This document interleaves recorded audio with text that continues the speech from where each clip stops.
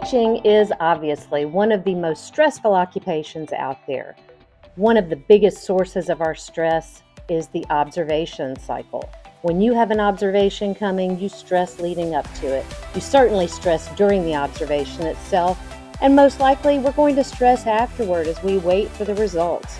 Sometimes if you don't like the results, there's even more stress. But today I'm hoping that with my 18 years of experience dealing with the observation process, I might be able to bring a little bit to the table that will help eliminate some of your stress. I'm Xan Barth, and I'm the teacher in your corner. The first recommendation I have for you is to be prepared. That means control everything ahead of time that you can think of that you are able to. You certainly want to be knowledgeable about the material you're going to teach, prepare your class. Just talk in general about what would we do if someone came in just to sit down and watch. Let them know the expectations ahead of time. Reinforce your day-to-day expectations with them. Some teachers like to throw a little incentive in for their kids to behave well. You can do that if you want to, but know that it could backfire. You might have someone raise their hand and ask if they're doing good enough for that popsicle party. So roll the dice with that. That's up to you. Either way, they should know what's expected at all times. You need to make sure that you prepare your materials ahead of time, know where everything is. Prepare your technology. You want to have every tab open that you might need. You want to make sure that all of your devices are charged. If you have students in charge of charging student devices and those will be in play, you need to double check and make sure that happened, because if it's ever going to come up that they weren't charged, that'll be the day it happens most likely. Murphy's Law tends to show his face when we have our observations. You also need to make sure that you have a backup plan in place. Yes, a full-on backup plan. Something that will still meet the criteria that you know your administrators are looking for and that ties in with whatever learning goal you have posted on the board. You need to cover all of your bases. If you have an announced observation, well, then you're really lucky, and you need to probably pick out something to wear that you feel comfortable and confident in. You want to cover every base you can. You want to go to the bathroom beforehand. You want to have all of your behavior management strategies in place. If a student is on a behavior plan, you make sure that everything on their desk that's involved with that is up to date. If you know that you sometimes need to use a strategy such as a quiet corner or an incentive, have that ready to go. You don't want to be scrambling for anything when you are prepping for your observation. The last tip I'm going to give you under preparedness is to go through your entire lesson with another teacher who you trust and get some feedback from them, because sometimes they can throw in some ideas that will make what you are going to do even better. They might also be able to identify some potential pitfalls. The next bit of advice I have for you is to know what your administrators are looking for. You will have the roadmap, the indicators ahead of time, and you certainly want to have looked ahead at your lesson to make sure that you are checking the blocks. But often there's an initiative within the district that all of the administrators are working to see improvement on. Don't be afraid to ask your administrator what it is they'd really like to see during your observation and bring that into the lesson. Also, if you have a deliberate practice plan, you need to make sure you're showing evidence of those practices during your lesson. Next, I would advise you to think about your students. You know them pretty well by now, and you know what time of day they shine. You know what time of day they do not shine. Let's think about what subject areas they can best show themselves in and try to stay away from the ones where you often see them struggle. This is just to kind of slant things a little bit in your favor, and as the year goes on, you will need to show your ability to function in those other times.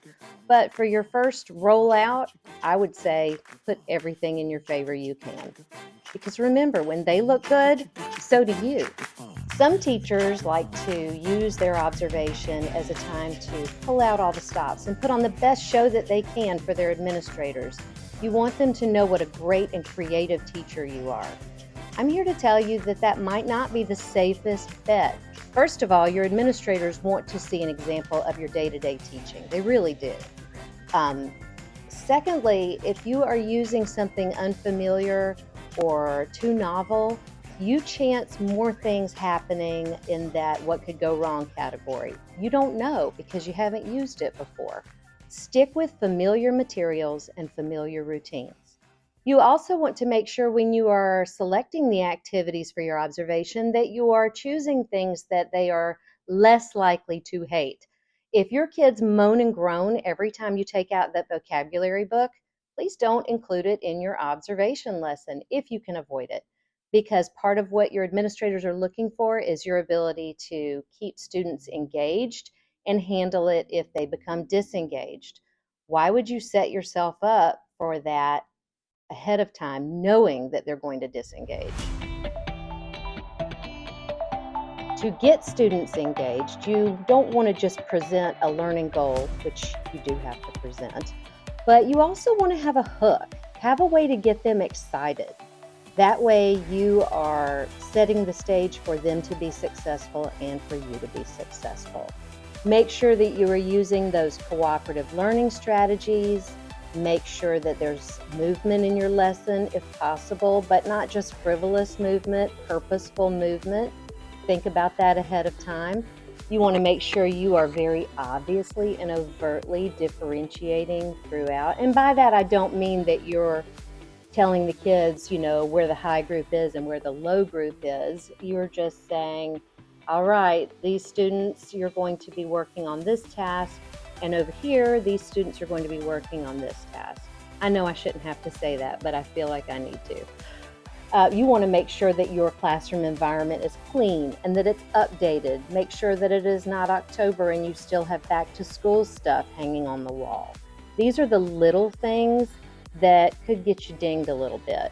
Make sure that you have your management plans in place ahead of time, and make sure, if you can, that there's evidence of that hanging up, such as a list of rules that the students made themselves and signed. That's always a good thing, just to indicate that those conversations have taken place. You want to make sure you are showcasing your rapport and your classroom community, because these are things that you can also be recognized for in your observation. So don't be afraid to be yourself and be friendly with the students, although obviously you don't want to be too casual. You want to make sure you are constantly monitoring. I remember many, many years ago, I had a principal who I had no idea was actually marking with tally marks which students I had called on and which I had not. So she knew exactly who had answered a question that day in reading class. And I don't think that's realistic to make sure every student gets called on necessarily for every lesson, but I understand where her head was with it. You want to make sure that you are managing those response rates so that every student, at least mentally, is engaged in trying to figure out the answer to the questions. And there are some great strategies online that you can find for that. You want to make sure that you turn anything negative that does happen into something that can work in your favor. And I talked about that a little bit already, but just you think of it as a way to showcase that you are cool as a cucumber under pressure and that you can handle anything that comes your way. Don't act any different than you already do just because somebody is watching, because I am sure that you are great at what you do. Make sure that when the administrator comes into the classroom that you greet them very subtly. Give them a smile, give them a wave. Don't tense up and pretend they're not there. Make sure the students know that they might be asked a question or two and it's nothing to be afraid of. I always like to make sure the class knows that the principal is also looking to see how well they're doing their job, not just how well I'm doing my job. I work with primary kids, so that works for them. I can imagine how poorly that would go at the middle school level or even the high school level. One thing I always liked about being observed, there's the phrase I thought I'd never say, but one thing I did always like was the opportunity to showcase the rapport and the community of my classroom. It's a chance for me to show the administrators what kind of relationship I have with my kiddos, how well I know them, and how subtly I change the way I interact with each of them. This is just one of the things that I know I'm particularly skilled at. Think about what you are particularly skilled at. Maybe it's technology. That's definitely not me. But use this observation as a time to really show your skills there. Let your little light shine. Think about what you want them to know about you that you wouldn't want to necessarily toot your own horn about. This is your chance to show it off. Another thing you'll want to do is think about what could possibly go wrong. We hope that nothing does. But we can't control everything. Somebody might throw up. Somebody might get really sassy with you.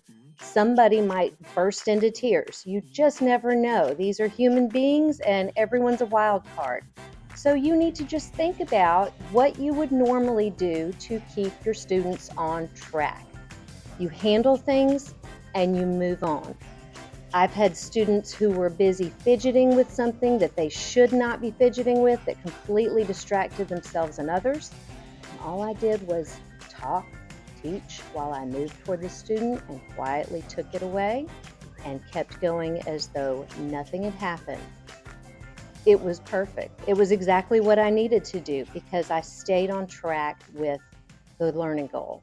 You also would want to make sure and circle back to that student during independent work time and talk to them about what happened and why it happened the way it did and how that's not going to happen again. This is a way to turn one of those, oh my gosh, moments into something that you can actually get positive feedback for, because that is part of a teacher's job, and there are indicators that relate to that. If you have to go off track a little bit to take advantage of a teachable moment, that's great. That can look really good as long as you keep yourself within the lines. You don't want to go so far off tangent that it is detrimental to your scores, because you do have things that you have indicated you are going to show them. You don't want to say, well, I was going to do that, but then I did this. That just makes you look unprofessional and unfocused. Here's an extra tip just for those of you who are a little bit extra. This is not me. I'll just say ahead of time. I've never done this, but you could do it and it would definitely help you, is to act out your lesson ahead of time. Record yourself. Go online and get a copy of whatever your district's framework is and grade yourself. Pretend that you are the administrator. What would you give yourself on each of the indicators? And what needs to happen to get you to that next level? You should be able to find a breakdown of everything you need to have in place to meet the criteria for each level of success. So think about that. Do you really want to go that extra mile? Maybe you do.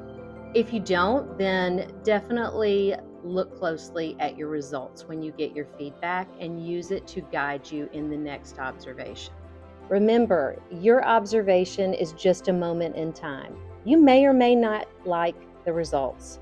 There's always going to be another one, for better or for worse. There's always going to be another one.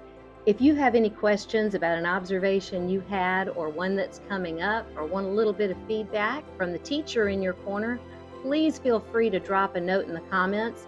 Like, subscribe, and share, and we can talk more as your year goes on. Good luck to you.